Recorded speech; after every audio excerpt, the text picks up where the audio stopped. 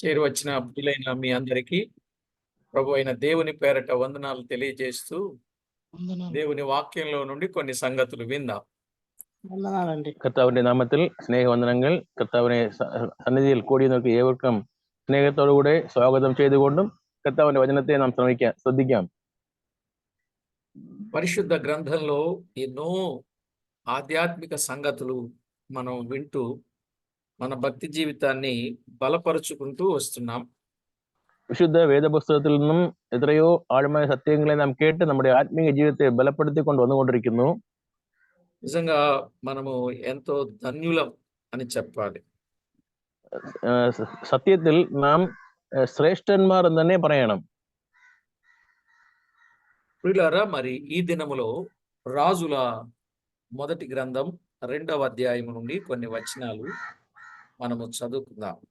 പ്രിയമുള്ളവരെ, ഇന്നും രാജാക്കന്മാരുടെ 1ാം പുസ്തകം 2ാം അധ്യായത്തിൽ നിന്നും ചില വാക്യങ്ങൾ നാം വായിക്കാം. 2వ అధ్యాయం 10-11 వచనాలు చదువుకుందాం. 10ഉം 11 వాక్యങ്ങൾ వాయిക്കാം. తరువాత దావీదు తన పితరులతో కూడా నిద్ర పొంది దావీదు పట్టణమందు సమాధిలో పెట్టబడెను. దావీదు ఇశ్రాయేలీయులను ఏలిన కాలము 40 సంవత్సరములు. హెబ్రోనులో అతడు 7 సంవత్సరములను, యెరూషలేములో 33 సంవత్సరములను ఏలెను. చదవబడిన ఈ లేఖనం కొరకై ప్రార్థన చేసి వాక్యాన్ని ధ్యానం చేద్దాం. വായിച്ച വേദഭാഗത്തെ ഓർത്ത് നാം പ്രാർത്ഥിച്ച് പിന്നെ നാം ധ്യാനിക്കാം. పరిశుద్ధుడవైన మా పరమ తండ్రి, పరమందు ఆసీనుడవైన మా దేవ, ఈ గణనామానికి వందనాలు, స్తుతులు, స్తోత్రాలు చెల్లిస్తున్నాం. പരിശുദ്ധനായ ഞങ്ങളുടെ പരമപിതാവേ, അങ്ങയുടെ ഘനമുള്ള നാമത്തിന് സ്തുതികളും സ്തോത്രങ്ങളും കൊണ്ടുവരുന്നു. చదవబడిన లేఖన భాగమును దీవించి మా అందరితో తేటగా, సూటిగా, స్పష్టంగా మాట్లాడండి. വായിച്ച വേദഭാഗത്തെ അനുഗ്രഹിച്ച് ഞങ്ങളോട് കൂടെ വ്യക്തമായും ശക്തമായും സംസാരിക്കണമേ. మీకు రావలసిన మహిమను ఆపాదించుకొనమని కోరుచు അങ്ങേക്ക് കൊണ്ടുവരേണ്ട മഹത്വം കൊണ്ടുവരുവാൻ സഹായിക്കണമെന്ന് ചോദിച്ചുകൊണ്ട് మా ప్రభువు రక్షకుడైన యేసు క్రీస్తు నామమున వేడుచున్నాము తండ్రి. ഞങ്ങളുടെ രക്ഷിതാവും കർത്താവുമായ യേശു ക്രിസ്തു നാമത്തിൽ കേൾക്കുന്നു പിതാവേ. ఆమేన్. ఆమేన్. ప్రభునందు ప్రియులారా, మనం చదువుకున్న దేవుని వాక్యములో దావీదు తన కుమారుడైన సొలొమోనుకు చాలా విషయాలు చాలా వివరంగా, చాలా స్పష్టంగా చెప్పాడు. പ്രിയമുള്ളവരെ, നാം വായിച്ച വേദഭാഗത്തിൽ ദാവീദ് തന്റെ മകനായ ശലോമോനോട് കൂടെ ധാരാളമായ വിഷയങ്ങൾ ധാരാളമായി വിവരണമായി പറഞ്ഞു കൊടുക്കുന്നത് നാം കാണുന്നു. ఏ తండ్రి అయినా తన పిల్లలకు ఇంత వివరంగా చెప్పడేమో అంత వివరంగా చెప్పాడు. മറ്റുള്ള പിതാക്കന്മാർ തങ്ങളുടെ മക്കളോട് കൂടി വിവരമായി വ്യക്തമായി പറയുന്നതേക്കാൾ പറയുന്നു. జరిగిన సంగతులు చెప్పాడు, జరుగుతున్న సంగతులు చెప్పాడు, జరగబోయే సంగతిని కూడా చెప్పాడు. നടന്ന കാര്യങ്ങളെ പറഞ്ഞു, നടക്കേണ്ട കാര്യങ്ങളെയും പറയുന്നു, ഇപ്പോൾ നടന്നുകൊണ്ടിരിക്കുന്ന കാര്യങ്ങളെയും തന്റെ മകനോട് കൂടെ പറയുന്നു. ఎందుకంటే దావీదు భవిష్యత్తును ఎరిగినవాడు గనుక ఆ దేవుని గురించిన సంగతులు, తన కుటుంబానికి దేవుడు ఏమైతే వాగ్దానము చేశాడో ఆ సంగతులన్నింటినీ తన కుమారుడైన సొలొమోనుకు తేటగా వివరించాడు. ദാവീദ് ദൈവപ്രസാദമുള്ള ഒരു വ്യക്തി ആയതുകൊണ്ട് ദാവീദിന്റെ കുടുംബത്തോടു കൂടെ കർത്താവ് എന്തെല്ലാം കാര്യങ്ങൾ പറഞ്ഞു എന്നുള്ളത് അറിഞ്ഞത് മുഖാന്തരം അവർ ഇപ്പോൾ ചെയ്യേണ്ട കാര്യങ്ങൾ തന്റെ മകനെ ഓർമ്മിപ്പിക്കുന്നു. ఆయన వెళ్లే ముందు కొంతమంది కొరకు, ఒక 5 మంది కొరకు ఆయన చాలా తేటగా చెప్పిన సందర్భాలు మనం వినగలం. അവൻ കടന്നു പോകും മുൻപായി തന്റെ മകനോട് കൂടെ 5 വിധമായ ആളുകളെ കുറിച്ചുള്ള കാര്യങ്ങളെ പറഞ്ഞു കൊടുക്കുന്നു. యోవాబు కొరకు చెప్పాడు, అబ్నేరు కొరకు చెప్పాడు, అమాషాయ కొరకు చెప్పాడు. యోవాబునే കുറിച്ച് പറഞ്ഞു, അബ്നേരിനെ കുറിച്ച് പറഞ്ഞു, അമാസായെ കുറിച്ച് പറഞ്ഞു. అలాగే బర్జిల్లై కొరకు చెప్పాడు, షిమి కొరకు చెప్పాడు. പിന്നെ ബർസിലയെ കുറിച്ചും ഷിമയെ കുറിച്ചും പറഞ്ഞു. వారి పట్ల ఎలా ఉండాలో కూడా దాటిపోయే ముందు వివరంగా చెప్పాడు. അവരോട് കൂടെ നീ എങ്ങനെ ഇരിക്കണമെന്നുള്ള കാര്യത്തെയും കടന്നു പോകും മുൻപേ പറഞ്ഞു കൊടുക്കുന്നു. అంతేకాకుండా ఈ నలుగురి విషయంలో బర్జిల్లా ఈ విషయంలో ఎలా ఉండాలో చాలా వివరంగా చెప్పాడు. ഈ 4 പേരുടെ കാര്യങ്ങളിലും ബർജിലയുടെ കാര്യത്തിലും നീ എങ്ങനെയെല്ലാം ഇടപെടണം എന്നുള്ളത് പറഞ്ഞു പഠിപ്പിക്കുന്നു. బర్జిల్లయ్యను గాని తన కుమారులను గాని తన భోజనపు బల్ల దగ్గర చేర్చుకోమని చెప్పాడు. ఎందుకంటే బర్జిల్లయి తన కుమారులు దావీదుకు ఎంతో సహాయము చేసిన వారనే మాటలు చెప్పాడు. ബർജിലയെയും അവന്റെ മകനെയും നിന്നോട് കൂടെ മേജയിൽ ഭക്ഷണം കഴിക്കുവാൻ ഇരുത്തേണം എന്തെന്ന് വെച്ചാൽ അവർക്ക് ഉപകാരം ചെയ്ത കാര്യത്തെല്ലാം പറഞ്ഞു കൊടുക്കുന്നു. మిగిలిన నలుగురు కొరకు ఎక్కడ మంచి మాట చెప్పలేదు గాని వారి విషయంలో జాగ్రత్తగా ఉండాలి అని చెప్పాడు. മറ്റ് 4 പേരെ കുറിച്ച് നല്ല കാര്യങ്ങൾ പറഞ്ഞില്ല, അവരെ കുറിച്ച് സൂക്ഷിക്കണം എന്നുള്ള കാര്യത്തെ അവൻ പറഞ്ഞു പഠിപ്പിക്കുന്നു. మరి అందరి కొరకు చెప్పాడు. అందరి కొరకు చెప్పాడు. എല്ലാരെ సొలొమోను కొరకు ఏమైనా ఒక్క మాట చెప్పాడా? എല്ലാരെയും കുറിച്ച് പറഞ്ഞു എങ്കിലും ശലോമോനെ കുറിച്ച് ഒരു വാക്ക് പറഞ്ഞ. చెప్పండి ఇప్పుడు సొలొమోను కొరకు ఏదైనా ఒక మాట ఏదైనా చెప్పాడా? ശലോമോനെ കുറിച്ച് ഏതെങ്കിലും ഒരു വാക്ക് പറഞ്ഞ? లేదు. మీరు ఆ పోర్షన్ చదివి ఉండుంటే ఈ పాటికే చెప్పేవారు. ఓ మంచి మాట చెప్పాడు. ఏమని చెప్పాడంటే 9వ వచనం మనం చదువుకుందాం. ശലോമോനോട് കൂടെ ഒരു നല്ല വാക്ക് പറയുന്നത് 9ാം വാക്യത്തിൽ നാം കാണുമ്പോൾ വായിക്കുന്നു. వాని నిర్దోషిగా ఎంచవద్దు. నీవు సుబుద్ధి గలవాడవు గనుక వాని నేమి చేయవలెనో అది నీకు తెలియను. వాని నెరసిన తల వెంట్రుకలు రక్తముతో సమాధికి దిగజేయుము అన్నాడు. సొలొమోను కొరకు ఒక మంచి మాట చెప్పాడు. ശലോമോനെ കുറിച്ച് ഒരു നല്ല വാക്ക് ഇവിടെ പറയുന്നു. നീ ബുദ്ധിമാൻ എന്ന് പറയുന്നു. నీవు సుబుద్ధి గలవాడవు అనే మాట చెప్పాడండి. നീ ബുദ്ധിമാൻ എന്നൊരു വാക്ക് അവനെ കുറിച്ച് ഇവിടെ രേഖപ്പെടുത്തുന്നത് നാം കാണുന്നു. సొలొమోను ఎవరన్నమాట? సుబుద్ధి గలవాడు. ശലോമോൻ ആരെന്ന് ചോദിച്ചാൽ അവൻ ഒരു ബുദ്ധിയുള്ള മനുഷ്യൻ, బుద్ధిమాన్. ఏమండి, సొలొమోను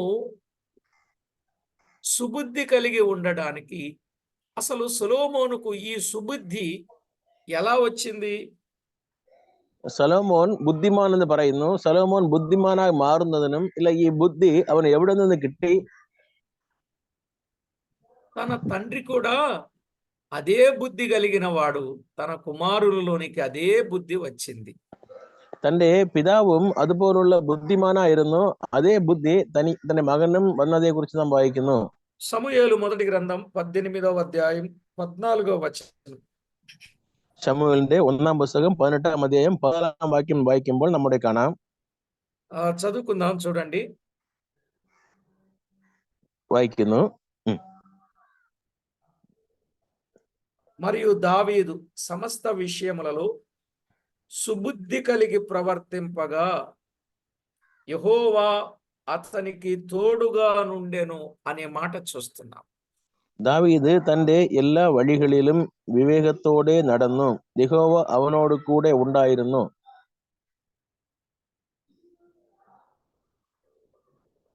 దావీదు సుబుద్ధి కలిగిన వాడుగా ఉన్నట్లు చూస్తున్నాం. ദാവീദ് വിവേകമുള്ളവൻ, ബുദ്ധി ഉള്ളവൻ എന്നവനെ കുറിച്ച് നാം വായിക്കുന്നു. ఏ విషయాల్లో సుబుద్ధి కలిగి ఉన్నాడు? ഏതെല്ലാം കാര്യങ്ങളിൽ അവൻ ബുദ്ധിയുള്ളവനായിരുന്നു? సమస్త విషయాలలో సుబుద్ధి కలిగి ప్రవర్తించినట్లుగా చూస్తున్నాం. എല്ലാ കാര്യങ്ങളിലും ബുദ്ധിമാനായി പ്രവർത്തിച്ചതെ കുറിച്ച് നാം അവിടെ കാണുന്നു. 15వ వచనంలో కూడా చెప్పాడు, దావీదు మిగుల సుబుద్ధి గలవాడై ప్రవర్తించుట చూచి సౌలు మరి అధికముగా అతనికి భయపడెను అన్నాడు. 15ാം വാക്യത്തിൽ നാം വായിക്കുമ്പോൾ അവൻ ഏറ്റവും വിവേകത്തോടെ നടക്കുന്നു എന്ന് ശൗൽ കണ്ടിട്ട് അവങ്കിൽ అశంకితనాയിരുന്നു. ఇక్కడ రెండు విషయాలు మనము గమనించవలసిన వారమై ఉన్నాం. ഇവിടെ രണ്ട് കാര്യങ്ങളെ ശ്രദ്ധിക്കേണ്ടതായിരിക്കുന്നു. ఒకటి, సుబుద్ధి కలిగి ఉండుట వలన దేవుడు దావీదుకు తోడై ఉన్నాడు అని వ్రాయబడింది. അവൻ ബുദ്ധിമാനായി നടന്നത് മുഖാന്തരം ദാവീദിനോട് കൂടെ കർത്താവ് ഇരുന്നു നാം വായിച്ചു. రెండవది సుబుద్ధి కలిగి ప్రవర్తింపగా రాజుకు మరి అధికముగా భయము కలిగెను అనే మాట చూస్తున్నాం. രണ്ടാമതായി അവനോട് കൂടെ ദൈവം ഇരുന്നത് ബുദ്ധിമാനായി നടക്കുന്നത് മുഖാന്തരം రాజావు భయనిరుന്നదే గురించి നമ്മുടെ వాయిക്കുന്നു. ప్రియులారా, దేవుని వాక్యంలో స్పష్టంగా మనం ఆలోచన చేసినప్పుడు సుబుద్ధి కలిగిన వారికి దేవుడు తోడై ఉంటాడు. సుబుద్ధి కలిగిన వారిని బట్టి ఇతరులు, అది రాజైనా ఎవరైనా, భయపడేటట్లుగా దేవుడు చేస్తాడు. ബുദ്ധിമാനായി ഇരിക്കുന്ന മനുഷ്യനോട് കൂടെ കർത്താവ് ഇരുന്നു എന്നുള്ളതും ബുദ്ധിമാനായി നടക്കുന്ന മനുഷ്യനെ കണ്ട് മറ്റുള്ളവർ ഭയപ്പെടുന്നത്, രാജാവായാലും മറ്റുള്ളവരും భయపడుతున్నది గురించి నాం వాయిച്ചു. సుబుద్ధి లేని వారి విషయంలో అలాంటి పని జరగదు. దేవుడు తోడుండడు, ప్రజలెవరు భయపడరు. ബുദ്ധി ഇല്ലാത്തവരുടെ കാര്യങ്ങളെ കുറിച്ച് വായിക്കുമ്പോൾ ഈ കാര്യങ്ങൾ അവിടെ നടക്കില്ല. കർത്താവും കൂടെ ഇരിക്കില്ല, മറ്റുള്ളവരും അവരെ കുറിച്ച് ഭയപ്പെടുകയില്ല. దావీదు సమస్త విషయములలో సుబుద్ధి అన్నాడు. అసలు ఎక్కడికెళ్ళినా సుబుద్ధే కలిగిన వాడుగా ఉన్నాడని 18వ అధ్యాయం 5వ వచనంలో కూడా చెప్పబడింది. 18ാം അധ്യായം 5ാം വാക്യത്തിൽ വായിച്ചാൽ അവന്റെ ബുദ്ധിയെ കുറിച്ച് ഇന്ന ഒരു കാര്യത്തെ നാം കാണുന്നു. അവൻ എവിടെ പോയാലും അവിടെ എല്ലാം బుద్ధియాయి అవన్ కార్యతే చెయ్యును నా వాయిക്കുന്നു. దావీదు సౌలును తనను పంపిన చోట్లకెల్లా పోయి సుబుద్ధి కలిగి పని చేసుకుని వచ్చాను గనుక సౌలు యోధుల మీద అతనిని నియమించెను అని చూస్తున్నాం. ശൗൽ അയക്കേണ്ടുന്ന ഒക്കെയും ദാവീദ് പോയി കാര്യങ്ങളെ വിവേകത്തോടെ നടത്തും. അതുകൊണ്ട് ശൗൽ അവനെ పడజర్మడే మేలాది ఆకి. ఇక్కడ సుబుద్ధి అనేది ఓ అధికారిగా, ఓ ఎన్నిక కలిగినటువంటి వ్యక్తిగా, యోధుల మీద అధిపతిగా చేసినట్లుగా చూస్తున్నాం. അവൻ ഒരു നല്ല അന്തസ്തുള്ള మనుషనాയി, గౌరవముള്ള ഒരു మనుషనాయి, అధికారియాయ మనుషనాయి మాట్రపడును. చూసారా ప్రియులారా, ఒకటి సుబుద్ధి కలిగి ఉండుట వలన ఎంత గొప్ప ప్రయోజనాలు ఉన్నాయో తేటగా మనము గమనించాలి ఈ దినాన. നല്ല ബുദ്ധി ഉള്ളവരായി ഇരിക്കുന്ന മുഖാന്തരം എത്ര നല്ല കാര്യങ്ങൾ ഉണ്ടെന്നുള്ളത് നമ്മുടെ ശ്രദ്ധിക്കേണ്ടത് ആവശ്യമാകുന്നു. ఇక్కడ మనం ఆలోచన చేసినప్పుడు ఒకటి సుబుద్ధి వలన దేవుడు తోడై ఉంటాడు. 2 సుబుద్ధి వలన శత్రువు భయపడతాడు. 3 సుబుద్ధి వలన అధిపతినిగా దేవుడు చేస్తాడు. ഇവിടെ 3 കാര്യങ്ങൾ നാം കണ്ടു. ബുദ്ധിയുള്ള മനുഷ്യനായി ഇരിക്കുമ്പോൾ കർത്താവ് കൂടെ ഇരിക്കുന്നു. രണ്ടാമത് മറ്റുള്ളവർ അവനെ കുറിച്ച് ഭയപ്പെടുന്നു. മൂന്നാമതായി അവനെ അധിപതിയായി ഉയർന്ന സ്ഥാനങ്ങളിൽ ഇരുത്തുന്നത് നാം കാണുന്നു. నాలుగవది సుబుద్ధి అనేది దేవుని దయను సంపాదించేదిగా చేస్తుంది. సామెతల గ్రంథం 13వ అధ్యాయం 15వ వచనం. മാത്രമല്ല പ്രോബ്സ് 13:15 എങ്കിൽ 13:15. Okay, thank you. സദൃശ്യവാക്യങ്ങൾ 13ാം അധ്യായം 15ാം വാക്യത്തിൽ വായിക്കുമ്പോൾ അവിടെ బుద్ధియుள்ள మనుషుని దయ లభిക്കുമെന്നുള്ള കാര്യത്തെയും നാം വായിക്കുന്നു. అక్కడేముందంటే సుబుద్ధి దయను సంపాదించును అని వ్రాయబడింది. സൽബുദ്ധിയാൽ ദയ പ്രാപിക്കും എന്ന് നമ്മുടെ വായിക്കുന്നു. పిల్లారా, సుబుద్ధి అనేది దయను, అటు మనుషుల దయ గాని ఇటు దేవుని దయను గాని పొందేటట్లుగా చేసేది సుబుద్ధి. ദൈവത്തിന്റെ ദയയും മനുഷ്യന്റെ ദയവും നമുക്ക് ലഭിക്കുവാൻ നമ്മെ ഒരുക്കി കൊണ്ടുവരുന്നത് ഈ ബുദ്ധി, നല്ല ബുദ്ധി. ఇక 5వదిగా అదే సామెతల గ్రంథం 19వ అధ్యాయం 11వ వచనం. 5ാമതായി സദൃശ്യവാക്യങ്ങൾ 19ാം അധ്യായത്തിന്റെ 5ാം വാക്യം വായിക്കുമ്പോൾ അവിടെയും നാം കാണുന്നു. అక్కడేమనుందంటే ఒకని సుబుద్ధి వానికి దీర్ఘశాంతమునిచ్చును అని కూడా వ్రాయబడింది. ഒരു മനുഷ്യന് നല്ല ബുദ്ധി അവനെ ശാന്തമുള്ളവനായി മാറ്റുമെന്നുള്ളത് നാം വായിക്കുന്നു. చూసారా, ఒకని సుబుద్ధి వానికి దీర్ఘశాంతమునిచ్చును. ഒരു മനുഷ്യന്റെ നല്ല ബുദ്ധി അവന് സദൃശ്യവാക്യങ്ങൾ 19:25 അവിടെ വായിക്കുമ്പോൾ അവനെ നല്ല ശാന്തമുള്ളവനായി മാറ്റും. ఒక విధంగా చెప్పాలంటే సుబుద్ధి గలవారికి సుబుద్ధి గలవారే తోడవుతారన్నట్టు మరి దావీదు సుబుద్ధి కలిగి ఉన్నాడు గనుకనే అబిగయీలు కూడా సుబుద్ధి కలిగిందిగా ఆయనకు భారీగా వచ్చినట్టు మనం చూస్తాం. అంటే కొంచెం పాఠం కోసం చెప్పాను. ഉം.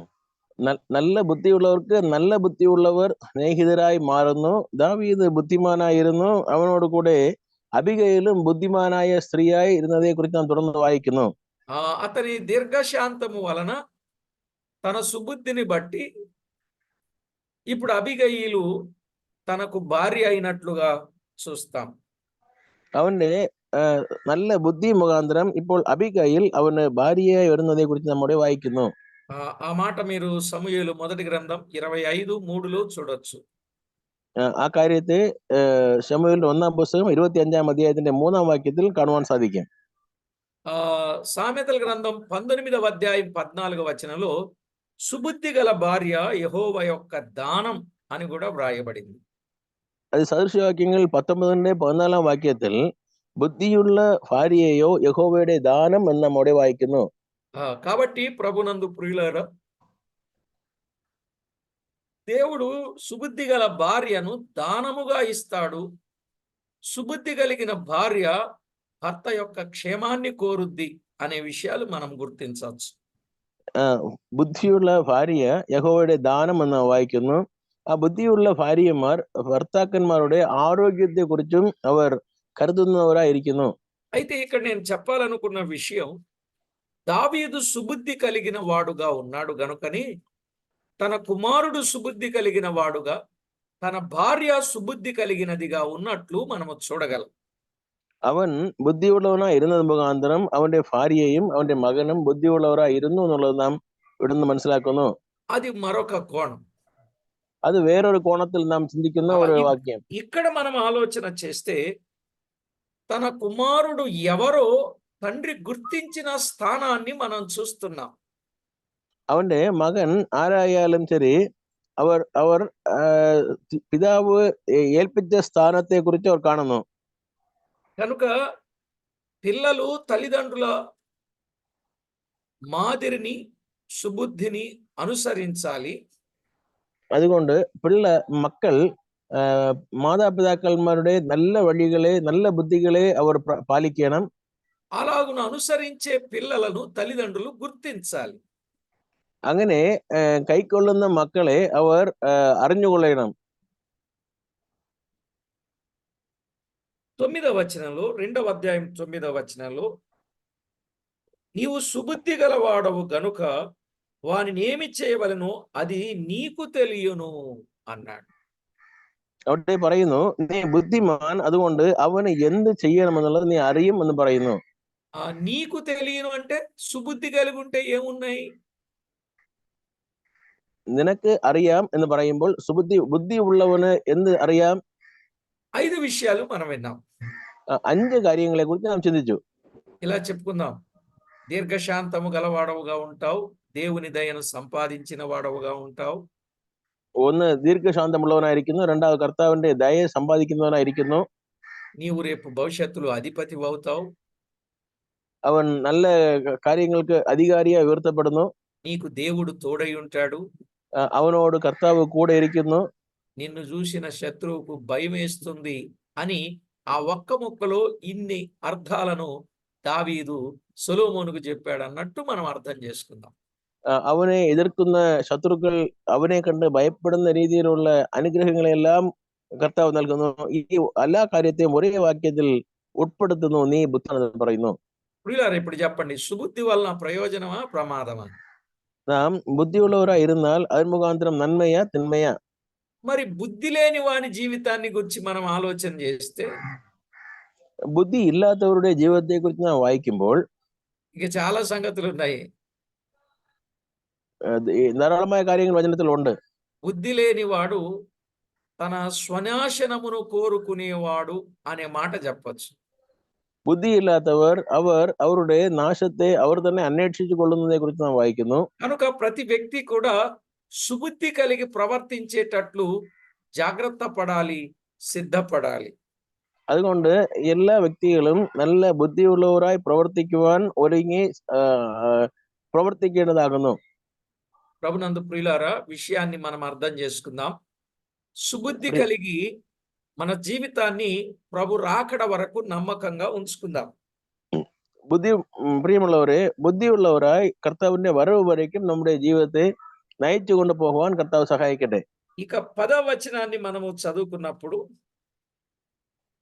10వ వాక్యത്തിൽ നാം വായിക്കുമ്പോൾ తరువాత దావీదు తన పితరులతో కూడా నిద్ర పొంది దావీదు పట్టణమందు సమాధిలో పెట్టబడెను. പിന്നെ ദാവീദ് തന്റെ പിതാക്കന്മാരെ പോലെ നിദ്ര പ്രാപിച്ചു, ദാവീദിന്റെ നഗരത്തിൽ അവനെ അടക്കം ചെയ്തു. ఇక్కడ దావీదు తన పితరులతో కూడా నిద్ర పొంది అనే మాట మనం ఆలోచన చేసినప్పుడు ഇവിടെ നാം വായിച്ചതുപോലെ ദാവീദ് നിദ്ര പ്രാപിച്ചു നാം ഇവിടെ വായിക്കുന്നത് പോലെ నిద్రపోవుచున్న వారు ఎప్పటికైనా ఏమవుతారు? లేస్తారు. మెలకు కలిగిన వారుగా లేస్తారు. അവിടെ അവൻ നിദ്ര പ്രാപിച്ചു എന്ന് പറയുന്നു. നിദ്ര പ്രാപിക്കുന്ന മനുഷ്യൻ എപ്പോഴെങ്കിലും ഒരിക്കൽ അവർ എണീക്കും. అందుకే తెస్సలోనికలకు రాసిన పత్రికలో నిద్రించిన వారిని గూర్చి మీరు చింతించవద్దు అని చెప్పలే? നാം തെസ്സലോനിക്ക ലേഖനത്തിൽ 4ാം അധ്യായം വായിക്കുമ്പോൾ നിദ്ര പ്രാപിച്ചവരെ കുറിച്ച് നിങ്ങൾ ഭാരപ്പെടരുത് എന്ന് പറയുന്നതേ നാം ഇവിടെ കാണുന്നു. తెస్సలోనికలకు రాసిన మొదటి పత్రిక 4వ అధ్యాయం 13వ వచనం. തെസ്സലോനിക്ക എഴുതിയ ലേഖനം 1ാം പുസ്തകം 4ാം അധ്യായത്തിന്റെ 13ാം വാക്യം. సహోదరులారా, నిరీక్షణ లేని ఇతరుల వలె మీరు దుఃఖపడుకున్న నిమిత్తము నిద్రించుచున్న వారిని గురించి మీకు తెలియకుండుట మాకిష్టము లేదు అన్నాడు. നിദ്ര കൊള്ളുന്നവരെ കുറിച്ച് അറിവില്ലാതിരിക്കുവാൻ എനിക്ക് മനസ്സില്ല എന്ന് പറയുന്നു. ఇక్కడ నిద్రించుచున్న వారిని గూర్చి మీకు ఖచ్చితంగా తెలపాలి అనే విషయం చెప్పాడు. നിദ്ര പ്രാപിച്ചവരെ കുറിച്ചുള്ള കാര്യങ്ങളെ നീ വ്യക്തമായി അറിഞ്ഞിരിക്കണമെന്ന് പറയുന്നു. అదేమంటే 4వ అధ్యాయం 14వ వచనంలో యేసు మృతి పొంది తిరిగి లేచెనని మనము నమ్మిన ఎడల యేసుక్రీస్తు మరిచని ఎഴുന്നേറ്റ് ചെയ്തു എന്ന് നാം വിശ്വസിക്കുന്നു. అదే ప్రకారం యేసునందు నిద్రించిన వారిని దేవుడు ఆయనతో కూడా వెంటబెట్టుకొని వచ్చును. അങ്ങനെ തന്നെ ദൈവം നിദ്ര കൊള്ളുന്നവരെയും యేసుక్రీస్తుவோடு കൂടെ കൊണ്ടുവരും എന്ന് നാം ഇവിടെ വായിക്കുന്നു. ఇప్పుడు చెప్పండి, నిద్రపోయిన వారు లేస్తారు, లేచిన వారు ప్రభువుతో వస్తారు అనే విషయం ఇక్కడ చాలా స్పష్టంగా చెప్పాడు. നിദ്ര പ്രാപിച്ചവർ എഴുന്നേൽക്കുന്നവർ കർത്താവിനോട് കൂടെ വീണ്ടും തിരികെ വരുന്നതെ കുറിച്ച് നാം വായിക്കുന്നു. అసలు గొప్ప సంగతి ఏంటంటే భూమి మీద సజీవులుగా ఉన్న వారి కంటే మొదట లేచేది ఎవరనుకున్నారు? నిద్రించిన వారే. അതിന്റെ ഒരു പ്രാമുഖ്യമായ വിഷയം എന്ന് വെച്ചാൽ ഭൂമിയിൽ ജീവനോടിരിക്കുന്നതിനേക്കാൾ ആദ്യത്തിൽ ജീവനോട് വരുന്നവർ ഈ മരിച്ചുപോയവരാണ്. దేవుని వాక్యంలో వ్రాయబడిన మాటలు మనము ఆలోచన చేసినప్పుడు കർത്താവിന്റെ വചനത്തിൽ രേഖപ്പെടുത്തിയിരിക്കുന്ന കാര്യങ്ങളെ കുറിച്ച് നാം തുടർന്ന് ചിന്തിക്കുമ്പോൾ కొరింథీయులకు రాసిన మొదటి పత్రిక 15వ అధ్యాయంలో మనము చాలా స్పష్టంగా చదువుతాం. കൊരിന്ത്യർക്ക് എഴുതിയ 1ാം ലേഖനം 15ാം അധ്യായത്തിൽ ധാരാളമായ കാര്യങ്ങൾ നാം വായിക്കുന്നു. ఇక్కడ నిద్రించిన వారు లేస్తారు, మొదట లేచేది వారే. അവിടെ നിദ്ര പ്രാപിക്കുന്നവർ എഴുന്നേറ്റ് വരും, അതിൽ അവർ പ്രാരംഭത്തിൽ തന്നെ വരും, ഒന്നാമനായി വരും എന്നുള്ള കാര്യത്തിൽ നാം വായിക്കുന്നു. ఆ మాట తెస్సలోనికలకు రాసిన మొదటి పత్రిక 4వ అధ్యాయం 16వ వచనంలో మనము చూడగలం. ആ വാക്കിനെ തെസ്സലോനിക്കർക്ക് എഴുതിയ 1ാം ലേഖനം 4ാം അധ്യായം 16 క్రీస్తునందుండి మృతులైన వారు మొదట లేతురు అనే మాట చూస్తాం.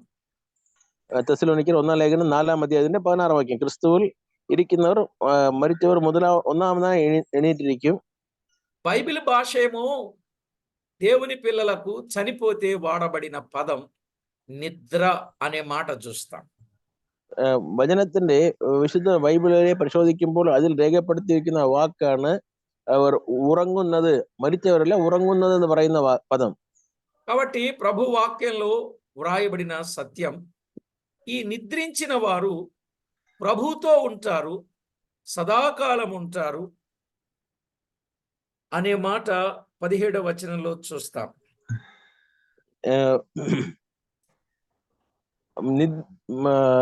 കർത്താവിന്റെ മക്കളെ കുറിച്ചുള്ള ഈ ഒരു വാക്ക് തന്നെ നാം നിദ്ര പ്രാപിക്കുന്നു എന്നുള്ളതെ നമുക്ക് వ్యక్తമായി ఓర్మిపిക്കുന്ന ഒരു వాక్యമായിരിക്കുന്നു. సరే, ఏది ఏమైనా ప్రభునందు ప్రియులారా, దావీదు తన యాత్రా జీవితాన్ని ముగించి ఆయన నిద్రలోనికి వెళ్ళాడు అనే మాట ఈ భాగంలో మనం చూస్తాం. അത് കുറിച്ചുള്ള പഠനങ്ങൾ ഒരു വശത്തിൽ ഇരുന്നാലും ദാവീദ് നിദ്ര പ്രാപിച്ചു ഈ ലോകയാത്രയെ കടന്നു പോകുന്നു നാം കാണുന്നു. ఇక్కడ 2వ అధ్యాయం 10వ వచనంలో దావీదు పట్టణమందు సమాధిలో పాతి పెట్టబడిను అనే మాట చూస్తాం. തുറന്ന് വായിച്ചപ്പോൾ ദാവീദ് തന്റെ നഗരത്തിൽ അവൻ അടക്കം ചെയ്യപ്പെട്ടതെ കുറിച്ച് അവിടെ വായിക്കുന്നു. అందున్నటువంటి దైవ లేఖన సత్యం ఏమిటంటే, അതിനെക്കുറിച്ച് വചനത്തിൽ പറയപ്പെട്ട സത്യം എന്തെന്ന് വെച്ചാൽ, കർത്താവിന്റെ ആത്മാവ് രേഖപ്പെടുത്തിയിരിക്കുന്ന കാര്യങ്ങൾ എന്തെന്നാൽ, దావీదుకు ఒక పట్టణం ఉన్నట్టు, ఆయన స్వాస్యం అక్కడ ఉన్నట్లు మనం చూస్తాం. ദാവീദിന് ഒരു പട്ടണം ഇരുന്നതിനെ കുറിച്ചും അവിടെ തന്റെ മനസ്സും എണ്ണമും ഇരുന്നതിനെ കുറിച്ചും നമ്മുടെ കാണുന്നു.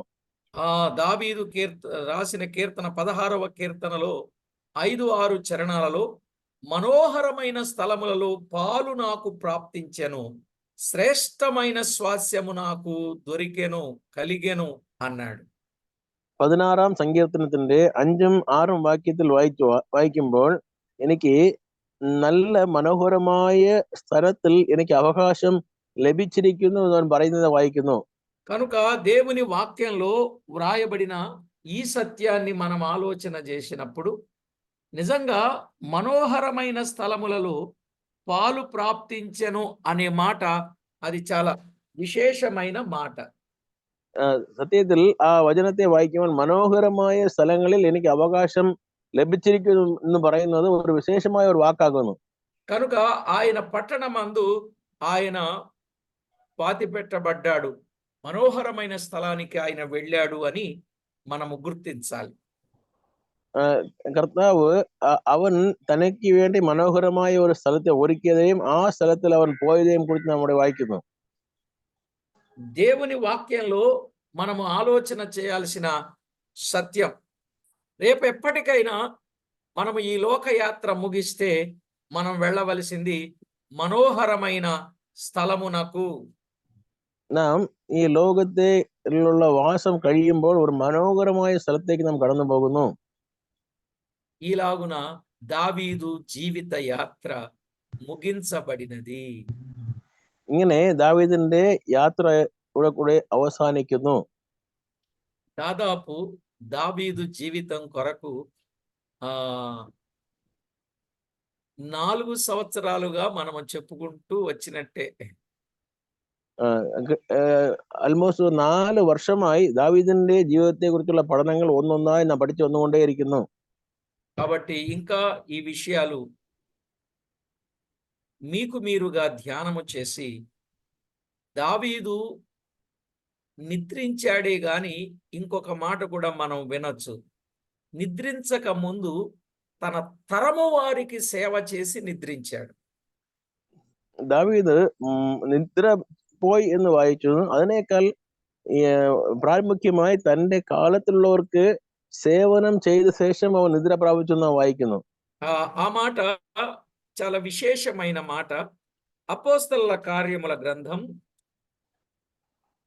ఆ കാര്യത്തെ അപ്പോസ്തല പ്രവൃത്തികൾ 13వ అధ్యాయం 35-36 వచనాలు.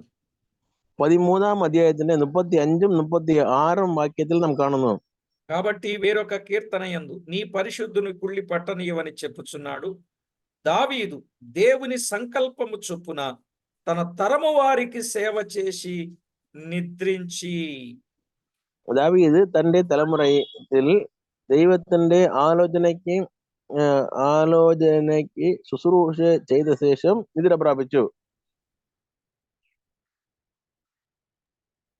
దేవుని వాక్యంలో వ్రాయబడిన మాట దావీదు తన తరము వారికి సేవ చేసి అనే మాట.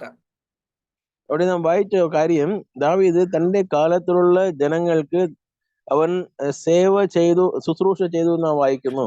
కాబట్టి దైవ లేఖనంలో వ్రాయబడిన వాస్తవికతను తేటగా మనము గుర్తించాలి. దావీదు తన తరము వారికి సేవ చేశాడు, ఆ తర్వాత నిద్రపోయాడు.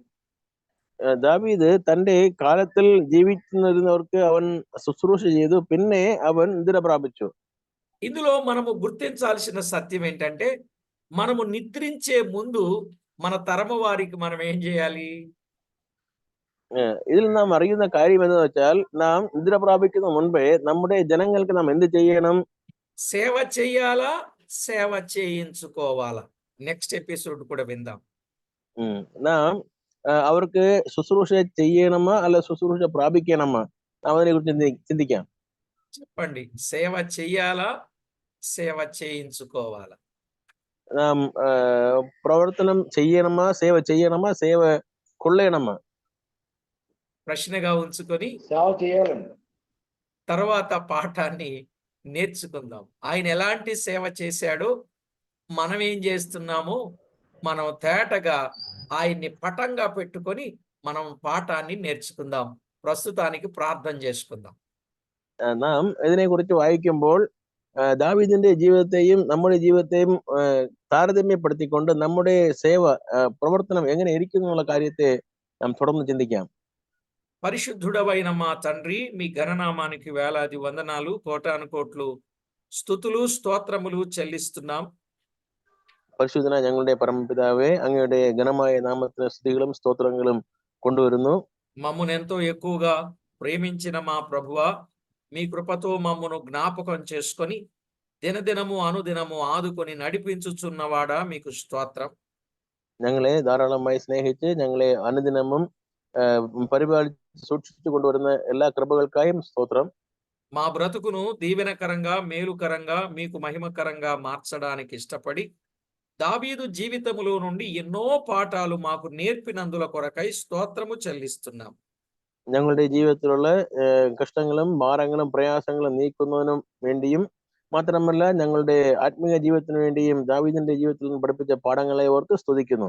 ప్రతి విషయంలో మీకెంతో మహిమ, ఘనత, కీర్తి, ప్రభావములను మేము ఆపాదించడానికి మమ్మల్ని మీరు ఎన్నుకొని ఏర్పాటు చేసుకున్న మీ ప్రేమకై స్తోత్రము చెల్లిస్తూ, ഞങ്ങൾക്ക് വചനങ്ങളെ പഠിക്കുവാനും അങ്ങേക്ക് മഹത്വം കൊണ്ടുവരുവാനുമുള്ള കൃപകൾ തന്നതിനായി സ്തോത്രം പറഞ്ഞുകൊണ്ടും, అన్ని విషయాల్లో మీకు మహిమ మేము ఆపాదించడానికి మా ప్రాణాత్మ దేహములను సిద్ధపరచమని వేడుకుంటూ, എല്ലാ കാര്യങ്ങളിലും അങ്ങേ മഹത്വം കൊണ്ടുവരുന്നതിനായി ഞങ്ങളുടെ ജീവൻ, ആത്മാവ്, ശരീരത്തെ ഒരുക്കണമെന്ന് ചോദിച്ചുകൊണ്ടും మా ప్రభు అయిన యేసు క్రీస్తు నామమున స్తుతించి ప్రార్థించి వినయులమై వేడుచున్నాము తండ్రి.